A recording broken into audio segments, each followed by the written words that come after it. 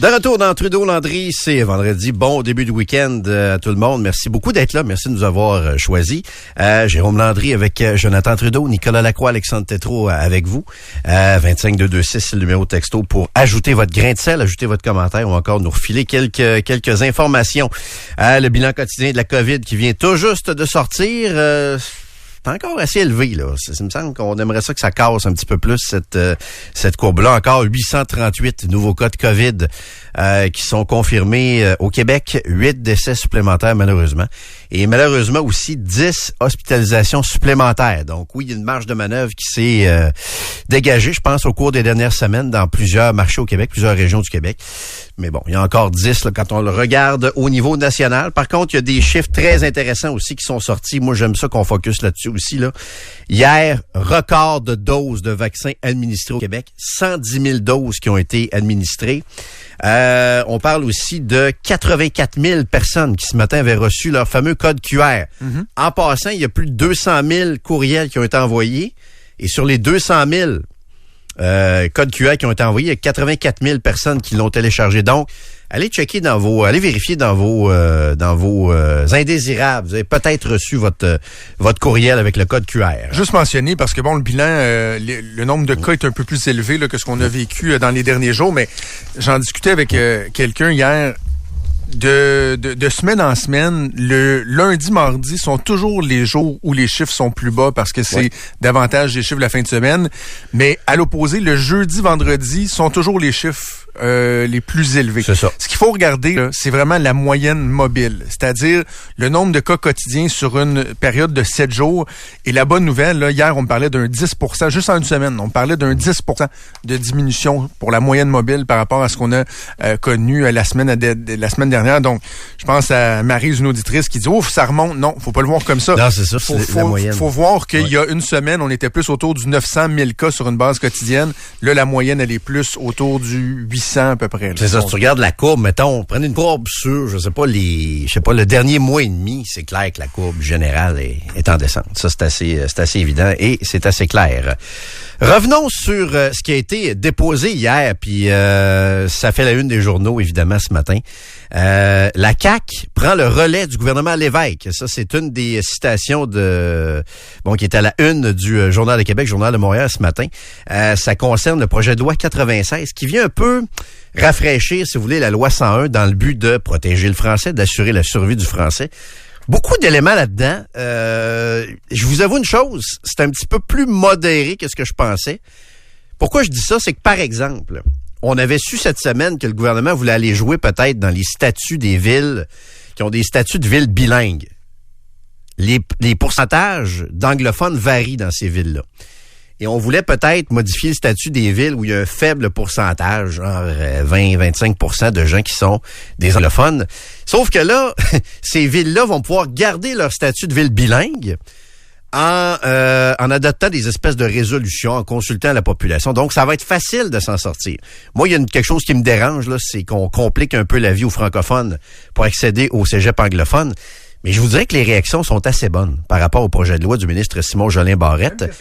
Et, ça a l'air à déranger certains chroniqueurs. Michel David, entre autres. C'est ça. J'écoutais Michel David au téléjournal hier. Moi, j'adore le panel du téléjournal avec Paul Wells, Michel David puis Hélène Buzetti.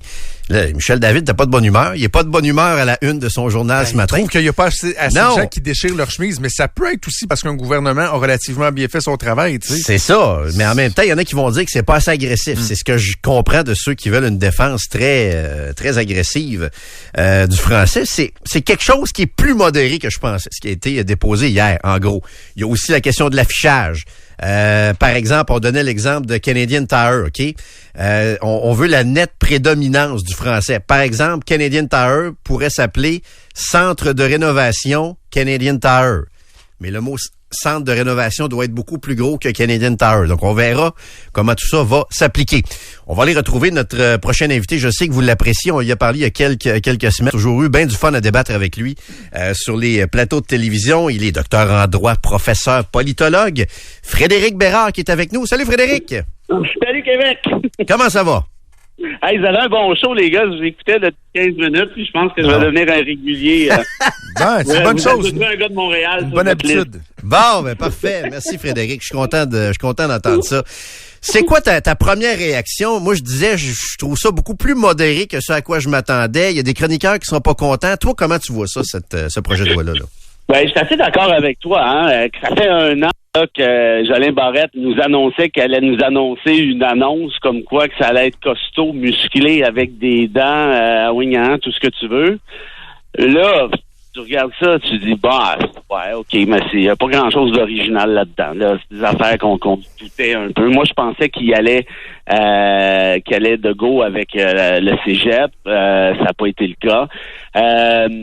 Il n'y a rien de vraiment très original. Il n'y a rien de vraiment très audacieux non plus. Il y a des problèmes d'un point de vue constitutionnel, si tu veux, je t'en parle. Juste avant les fleurs avant le pot, il y a une disposition moi, qui me fait drôlement plaisir, cela dit, c'est celle sur le droit à l'apprentissage du français. Ça, tu vois, pour moi, là, quand on regarde ça, là, c'est exactement ça c'est là qu'il faut aller. C'est des questions de coercition, là. Ça marche des fois, oui, puis c'est correct la loi 101, puis je suis à l'aise avec ça, évidemment. Mais la coercition n'est jamais autant, comment je dirais, porteuse que l'enthousiasme, que l'encouragement. Tu sais, si tu tires sur une fleur, elle va pas tirer plus vite. Donc, si tu essaies d'encourager l'amour de la langue française, puis le droit à l'apprentissage, ben c'est ça. C'est de forcer le gouvernement du Québec à fournir des cours de francisation. On sait que les libéraux de Couillard avaient saccagé les programmes en partie là dans sa période de coupe. Et ça a été un sacré problème parce que la grande majorité des immigrants, contrairement à ce qu'on essaie de dire souvent, veut apprendre le français. Ils sont pas stupides. Là. Ils savent très bien là, qu'ils n'auront pas de job la plupart du temps autrement. Donc c'est ça. Moi, je pense que ça, c'est le volet très, très porteur. Mais là-dessus, je reviens là-dessus, Frédéric. Je suis tellement d'accord avec toi. J'en parlais hier à l'émission. Moi, je trouve qu'on doit davantage sortir la carotte que le bâton, les moyens coercitifs. Tu sais, il y a des trucs qui sont très cosmétiques. On va vous empêcher de faire ça, on va vous empêcher de faire ça. Ce qu'il faut faire, c'est valoriser, faire la promotion. Puis quand je regarde, par exemple, le concept d'un guichet unique pour les nouveaux arrivants, pour l'intégration, pour la francisation, je me dis, la clé, la pérennité du français passe aussi par la capacité de nos nouveaux arrivants à maîtriser rapidement la langue française. Et si en plus, ils doivent se buter à une espèce de maison des fous d'Astérix quand ils arrivent au Québec, c'est certainement pas comme ça qu'on va les aider. Donc ça, c'est quelque chose de positif, de porteur. Ça, j'ai aimé ça. Écoute, on est entièrement d'accord, toi et moi. Puis, tu sais, on pourrait même aller plus loin aussi, hein, éventuellement. Il y a 300 millions de francophones dans le monde. Ça aurait été le fun qu'il y ait quelque chose dans la loi pour les attirer, pour rendre ça attrayant. Dire, oui, on est une nation francophone, voici l'attrait. Toi, t'as pas ça, t'as pas l'aspect rayonnement. Ça, je pense que ça aurait pu se faire. Il y a aussi le bout plus triste, hein, il y a presque 50% des Québécois qui sont considérés comme des analphabètes fonctionnels. Ça, c'est un sacré problème. Puis, je veux dire, il y a plus qu'une étude qui le confirme. Puis depuis longtemps, par ça, c'est un échec social. Il n'y a rien de drôle là-dedans. Et souvent, tu sais, on ramène ça aux immigrants, puis je viens de le faire moi-même. Mais est-ce que nous-mêmes, comme Québécois francophones, on maîtrise suffisamment bien notre langue? Est-ce qu'on l'aime assez? Est-ce qu'on l'enseigne correctement? Est-ce que le théâtre, la littérature, notre cinéma, est-ce qu'on l'aime, cette langue-là? C'est facile de dire c'est la faute des Anglais de Westmount, puis c'est la faute de Joe qui vient de débarquer du Vietnam. Ouais. Mais au final, est-ce qu'on se donne nous-mêmes l'exemple? Ça, j'en doute. Tu as tout à fait raison. Frédéric, l'aspect des municipalités bilingues aussi. Moi, je craignais un affrontement, mais là, finalement, les municipalités vont pouvoir se retirer de ça, si on veut, de cette et garder leur statut de ville bilingue, même avec un assez faible pourcentage de citoyens qui sont des anglophones. Vers quoi tu penses qu'on s'en va? Est-ce que tu penses qu'il va y avoir une chicane politique, une chicane légale là-dessus, ou on va passer rapidement à d'autres choses? Les deux premières options, puis pas la troisième. Oh, ah oui, tu penses? Oh, OK. Écoute, je suis prêt à te gager l'argent d'épicerie. Parce que ce qu'a fait le gouvernement Legault ici, là, c'est qu'il a pelleté ça dans la cour des municipalités. OK. Parce que là, pense-y, là. Toi, tu es une municipalité francophone, majoritairement, peu importe, disons 75%. Tu as une minorité de 25%. De laisser à la majorité le soin de déterminer les droits de la minorité, là, mathématiquement, c'est toujours quelque chose qui est curieux. On s'entend là-dessus. Et là, tu vois, juste hier, Catherine Fournier, que j'aime bien, c'est une amie qui se présente à la mairie de Longueuil, Greenfield Park. Ah oui, ben là, oui, on va voir ce qu'on va faire. Fait qu'imagine-toi l'espèce de chicane qui va se développer autour de ça, parce que les Anglo-Québécois votent beaucoup plus que les Franco, notamment aux élections municipales. Ouais. Donc, est-ce que tu vas de l'avant? Puis là, dans ton conseil, ben, tu vas avoir un peu de tout. Alors, nécessairement, ça va créer des frictions. Fait que c'est comme si Québec a lancé la balle, si tu veux, dans le cours des municipalités, en disant, arrangez-vous avec ça. Et je te garantis, ça, je te le dis de source sûre, qu'il y a déjà, au moment où on se parle, des couteaux qui sont en train de s'aiguiser pour aller devant les tribunaux, pour faire reconnaître certains droits à ce niveau-là. Mais en même temps, tu sais, la pérennité du français, est-ce que ça passe par le statut bilingue ou pas bilingue de Greenfield Park? Ben, je trouve il y a des éléments que je trouve que à la limite, là, c'est pas on s'enferme d'un fleur du tapis un peu. Là. Mais non, mais tu sais, clair, tu sais, je veux dire, tu t'en vas à Greenfield Park, qu'est-ce que c'est supposé de faire, toi, que Joe X reçoive une lettre de la municipalité en anglais, toi, tu reçois la tienne en français, je veux dire, ça fait quoi, là? Ouais. Puis c'est parce que, tu sais, actuellement, puis moi, ça, c'est un de mes dadas, je pense qu'il faut vraiment valoriser le français au Québec, mais aussi au Canada. Puis moi, je travaille fort avec les francophones hors Québec sur certains programmes, et ainsi de suite. Mais les Anglo-Québécois ont quand même des droits historiques aussi. Et la réalité, c'est que tu le vois même, on en parlait, Jolin Barrette est obligé de le dire, la majorité des Anglos au Québec de manière, mathématique, ben leur proportion diminue. C'est ça la réalité. Ouais. Regarde à Greenfield Park, il était, je pense, 34% il y a 10 ans, là, je pense qu'ils sont à 26%. Ouais. Puis je suis pas en train de te dire que l'anglais est en train de disparaître, puis c'est une catastrophe, puis il faut brailler, c'est pas ça que je te dis. Je dis par contre exactement ce que tu viens de dire toi-même, c'est est-ce qu'il est là l'enjeu? Tu sais, il n'y a jamais eu autant de gens au Québec qui parlent français. Ça, c'est la réalité. On est à 94% selon les chiffres de l'OQLF. Quand on dit le français brûle, le français recule, c'est le bordel, c'est fini, puis ainsi de suite, ça c'est parce que les gens qui, je pense, sont intéressés politiquement à le faire, parce qu'ils ont un intérêt à ça, se basent sur deux données qui, à mon avis, sont fallacieuses, sont trompeuses. La donnée de la langue maternelle, puis la donnée de la langue parlée à la maison. Mais pensons-y 2 minutes. Si tu es une nation qui ne fait pas assez d'enfants, qui est obligée de faire rentrer des immigrants, ça me semble assez normal que la langue maternelle, au final, soit peut-être autre que le français. Et que monsieur et madame qui débarquent du pays que tu voudras, du Royaume-Uni, qui parlent l'anglais à la maison, mais qui ont appris le français, qui sont capables de travailler en français, c'est supposé changer quoi dans ta vie, ça? Et selon ces mêmes chiffres-là, parce qu'il y en a à l'OQLF, mais il y en a ailleurs dans le Canada, l'anglais recule au Canada comme langue maternelle puis comme langue parlée à la maison. Est-ce que le monde est en train de paniquer avec ça? Ben non. Pourquoi? Mais c'est parce qu'on s'en fout de la langue que les gens parlent à la maison. En tout cas, moi, je m'en fous. Ouais, ben, la langue maternelle, encore plus. Oui. Je veux dire que c'est une fausse donne, à mon avis. Je veux t'entendre là-dessus, puis c'est un peu connexe, là. Le fameux bonjour aïe, OK? On n'a pas légiféré là-dessus hier. Là, ce que je comprends, c'est qu'il va y avoir une espèce de système de plainte, que le consommateur va pouvoir porter une plainte là-dessus. Comment tu vois ça, toi, cette situation-là, Frédéric? Ben, c'est...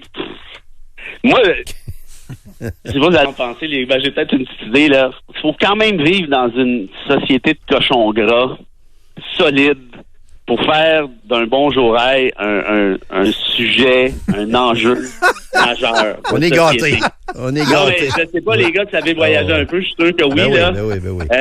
Promenez-vous dans le monde, là, puis peut-être, mettons, à l'extérieur du G7, là, puis expliquez-leur que le débat qui fait rage au Québec, c'est le bonjour aïe quand tu rentres dans un commerce. Expliquez-leur ça, voir, puis regardez leur face, puis essayez de la filmer, puis peut-être nous envoyer ça sur Facebook. Je pense que ça vaudrait la peine. Ouais.